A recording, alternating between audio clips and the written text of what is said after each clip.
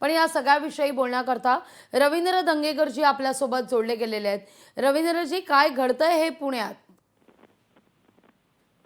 ज्या ज्या व्यक्तीने हा प्रकार केला त्या व्यक्तीचा निषेध केला पाहिजे आणि त्याच्यावर कठोर कारवाई केलीच पाहिजे।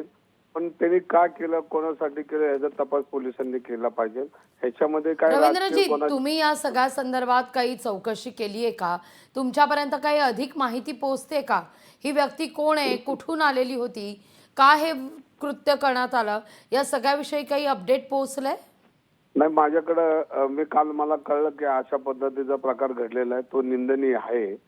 आणि ज्या व्यक्तीने केला हा शुक्ला नावाचा काहीतरी नाव येतं असं मी ऐकलंय, पण त्याची पूर्ण अजून माहिती माझ्याकडे आली नाही। मी रात्री फोन केला होता पण संबंधित अधिकाऱ्यांकडे माझं बोलणं झालं नाही। पण जो व्यक्ती असा असेल त्याच्यावर कठोर कारवाई केली पाहिजे, त्याची मानसिकता तपासली पाहिजे, तो कुठल्या भूमिकेतून त्यांनी हे केलं असेल हे जरा शोधलं पाहिजे व त्याचा पूर्ण तपास करून त्याच्यावर कठोर कारवाई केली पाहिजे। राष्ट्रपिता महात्मा गांधी हे देशाचं आपलं आदर्श व्यक्तिमत्व आहे, ज्यांनी हे देशासाठी आयुष्याचं योगदान या देशासाठी जगामध्ये त्यांचे पुतळे त्यांची जगामध्ये।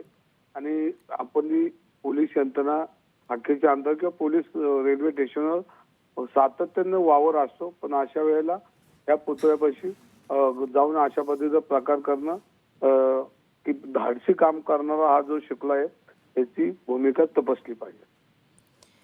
अगदी रवींद्रजी, धन्यवाद आमच्याशी संवाद साधला त्याबद्दल। लोकशाही मराठी ऐका, पहा, जागरूक रहा।